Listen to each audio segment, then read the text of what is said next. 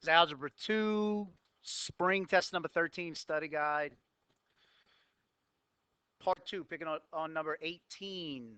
Says to write the exponential expression 6 times x to the 6 over 5 in radical form. 6 is not being raised to the exponent 6 over 5, only x is. So 6 is going to stay just like this. Remember, anytime you raise something to a fraction like this, the bottom number is the index or whatever root you're taking. The top number is the exponent that you're going to raise it to after the fact. So x is being the fifth root is being taken of x, and that is being raised to the sixth power after the fact. So 6 times the fifth root of x to the sixth power. Number 19 says to write 27a to the negative 6 to the negative 2/3 in simplest form.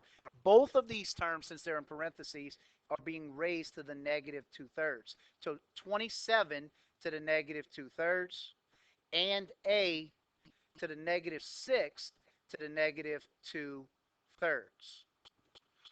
So when you're raising a power to a power like negative 6 and negative 2/3, you multiply those two. So you multiply straight across. Negative 6 times negative 2 is a negative times a negative is a positive 12 over 3. So a to the 12 over 3 is simply a to the fourth power. 27 to the negative exponent rides the elevator. Remember, anytime something is raised to a negative exponent, it rides the elevator. So it becomes 1 over 27 to the positive 2/3. That negative turns positive. Again, just like on the last problem, when you have a fraction, when you're raising something to a fraction, the index is the denominator, the bottom number. The index, or what radical you're taking it to. So this is going to be 1 over the cube root of 27. The top number, or the numerator, is the exponent that you raise it to after. So it's 1 over the cube root of 27, or 1 over what number times itself 3 times gives you 27. That's the number 3. So 1 over 3 squared times a to the fourth.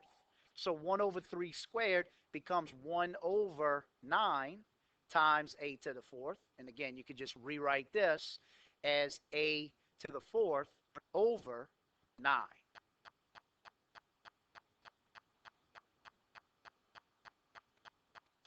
Number 20 tells you the fact of this expression. Very simple, with a's value being 1. X times x.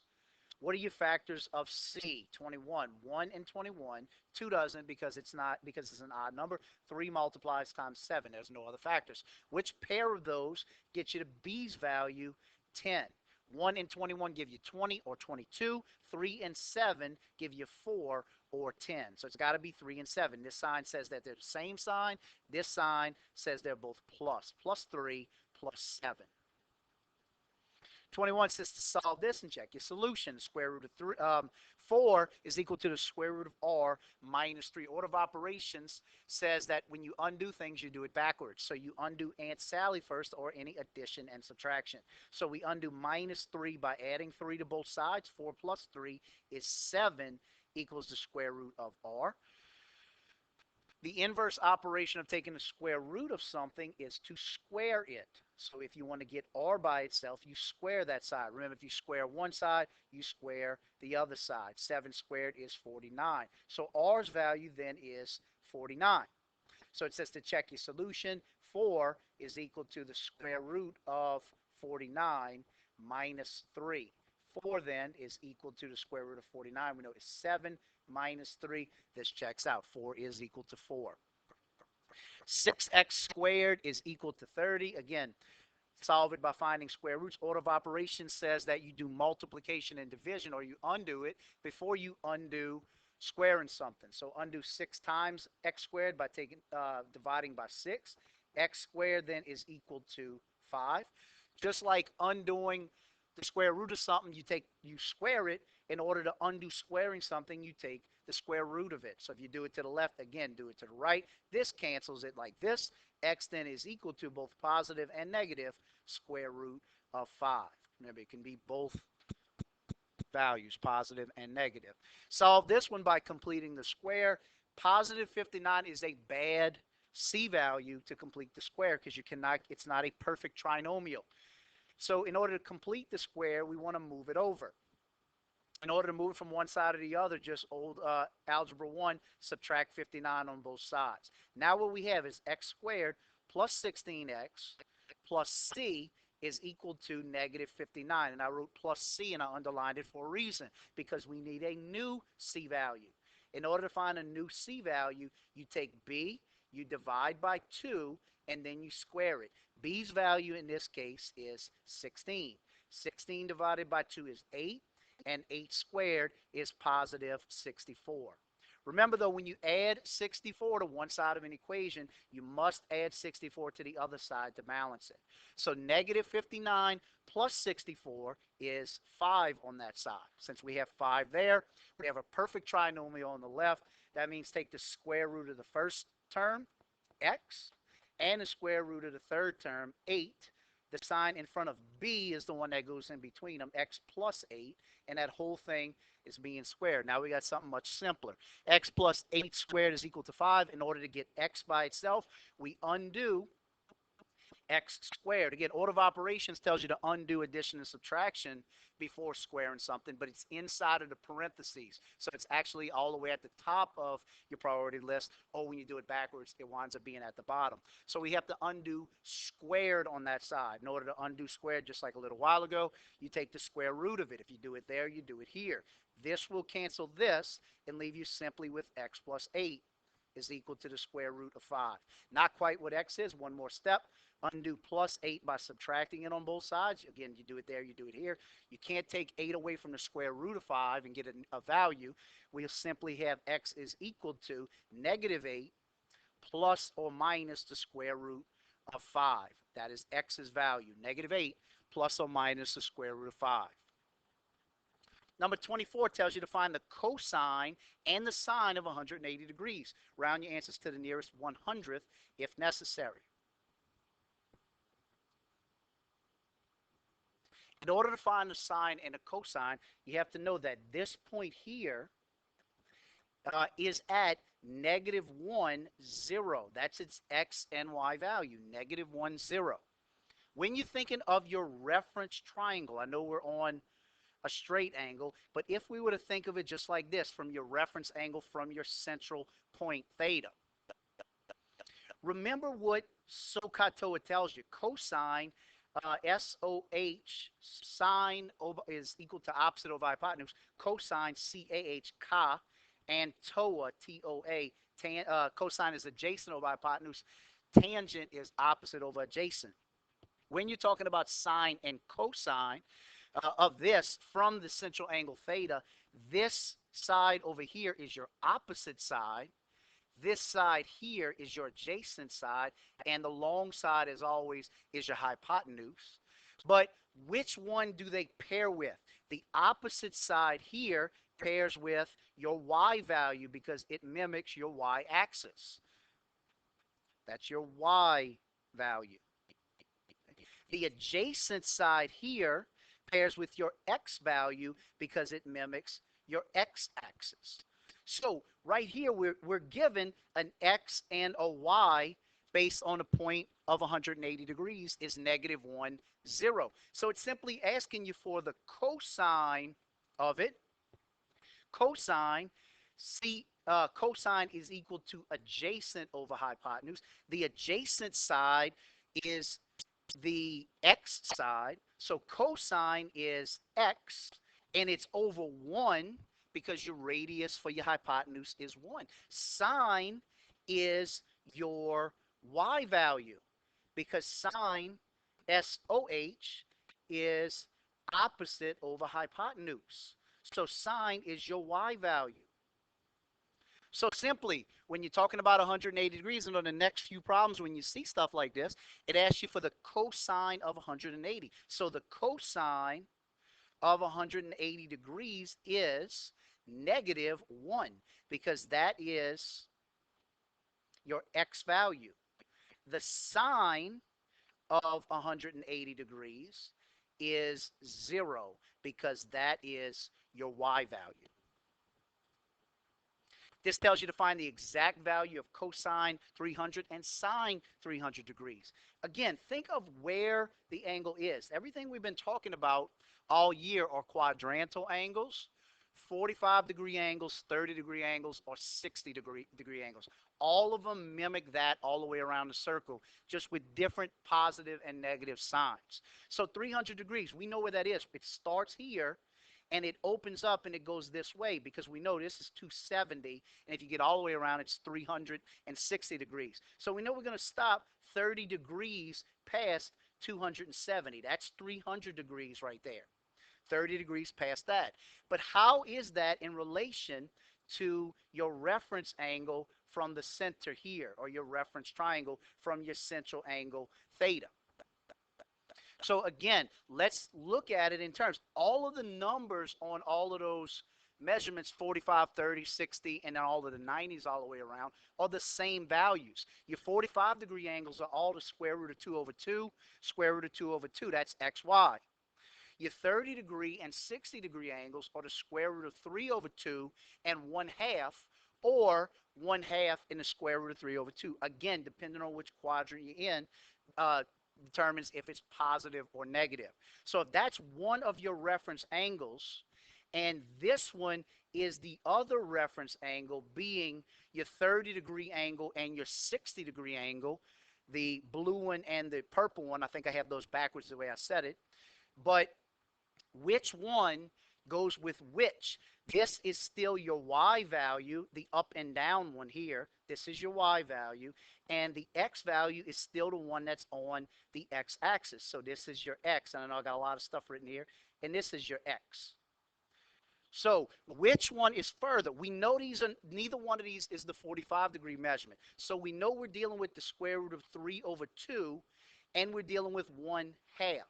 Which order does it go in, though? We know we're in quadrant 3, so your x value is going to be positive and your y value will be negative. So it's either going to be the square root of 3 over 2, negative 1/2, or it's going to be 1/2 negative square root of 3 over 2.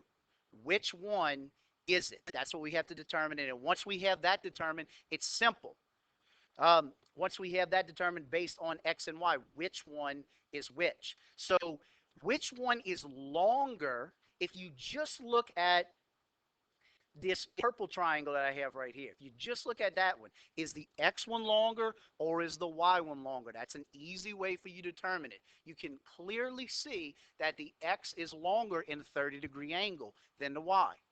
So since the x is longer, that means it's the square root of 3 over 2. That is longer than 1/2.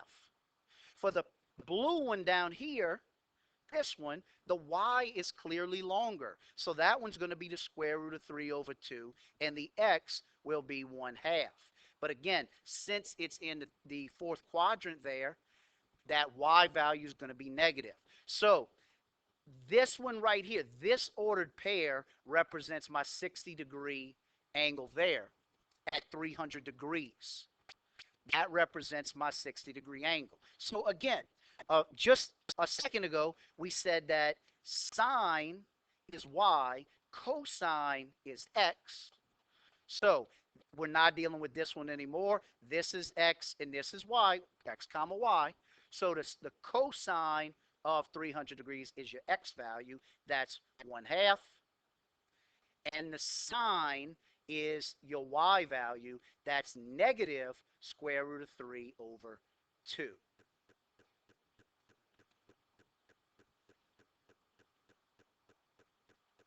Number 26 just asks you to write, and 27 asks you to write these two in radians instead of degrees, changing them from radians to degrees.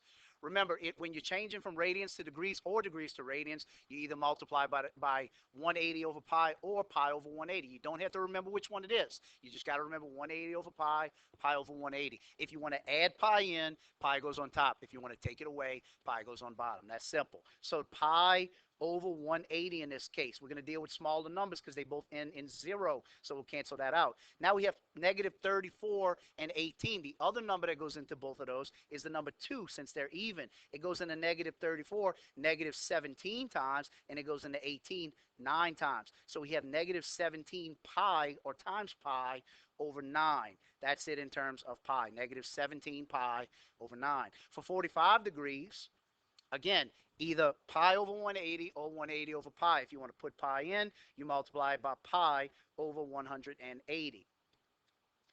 If you multiply 45 times 2, you get 90 degrees. Everybody understands that 45 degrees is halfway to 90.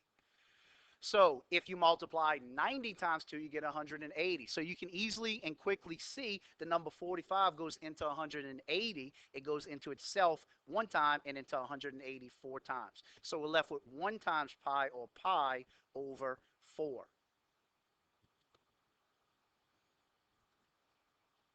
28 and 29 is going backwards. You're undoing the radians and you're making them degree measurements. In order to do that, you have 2 pi over 3. You want to take pi out.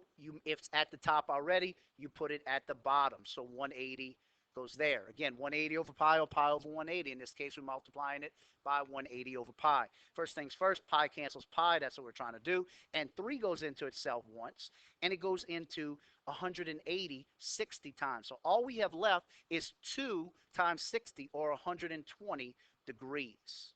Same thing with this next one, negative 4 pi over 3. We want to remove the pi, so we put it at the bottom, 180 over pi. 3 goes, again, the pi's cancel out right away. 3 goes into itself again, and the second ago we said it goes into 180 60 times. So negative 4 times 60 right here is negative 240 degrees. Number 30 says find the exact values of the cosine of 3 pi over 4 and the sine of 3 pi over 4, the exact values. So we could see what's going on with this one. Where is 3 pi over 4 is the biggest question. If you're using your unit circle, it'll speed you along here. If you don't have your unit circle, it's not a big deal. You know that since it's a positive angle, it's going to open up this way. You know if it opens up all the way, that's pi. We're dealing with 3/4 of the way, not quite to pi. So if you separate that entire semicircle on top, or you separate that pi into 4 pieces, you know to separate it here is to cut it in half. To separate each one of those halves cuts it in fourths. So we're talking about 3/4. We're talking about that far, right there. That is 3/4 pi, or 3 pi over 4. So that right there is a 45-degree measurement. The reason I say it's a 45-degree measurement is because that's where your reference angle comes from, 45 degrees. Remember, all 45-degree measurements are the square root of 2 over 2 and the square root of 2 over 2, all the way around the circle. Square root of 2 over 2, square root of 2 over 2. They're all the xy values of that distance. Remember, if as you're going around the circle, though, when you get to different quadrants, some of your x's are going to be positive, and some of your y's, some of them are going to be positive, some of them are going to be negative. You have to realize what quadrant you're in to make sure you have the correct sign. Over here, we're in the second quadrant. You know your quadrants. This is the second one. Its x value then is negative, and its y value is positive. So we have negative square root of 2 over 2, positive square root of 2 over 2, x comma y. Earlier, we said, if you go all the way back to number 24, we said that sine is equal to y, and cosine is equal to x. So we're trying to find right now the cosine, that's x, the sine is y. So simple. If you want the cosine, it's the x value. This right here is negative square root of 2 over 2. That's the cosine of it. And the sine is the y value, that's this one here, positive square root of 2 over 2. Number 31 is just slightly easier because it only asks you for the sine. the sine of negative 4 pi over 3. Remember, this negative 4 pi over 3 is the same thing as negative 1 and 1/3 pi. So you know if you're looking around that circle, since it's negative, it's still going to begin here. It's going to open up going down. It's going to open up all the way to 1 pi. You know, that's negative 1 pi. Let's just think of it as pi for a second. And we got to go 1 more third. So you know if you go again, it's another pi, or 180 degrees if you want to think of that way. It might be easier. A third of 180 degrees is 60 degrees. So you have to go 60 more to get to negative 1 and 1/3, or negative 4 pi over 3. So that's the distance right there. It's a 60-degree reference triangle right there. So you're dealing with your 60-degree reference. So a minute ago, or you go back a few problems, we said that your x value right here is shorter than your y value right here. Remember, all of the distances around the unit circle are either the square root of 2 over 2, the square root of 3 over 2, or 1/2. That's the only three measurements you got to know. You just have to know which one you use and which sign you use. X is shorter than y. So x's value for that one is going to be 1/2. Y's value is going to be the square root of 3 over 2. We know it's not a 45-degree measurement, so they're not the square root of 2 over 2 for both of them. Okay. Then you just got to know you're in quadrant 2 right now.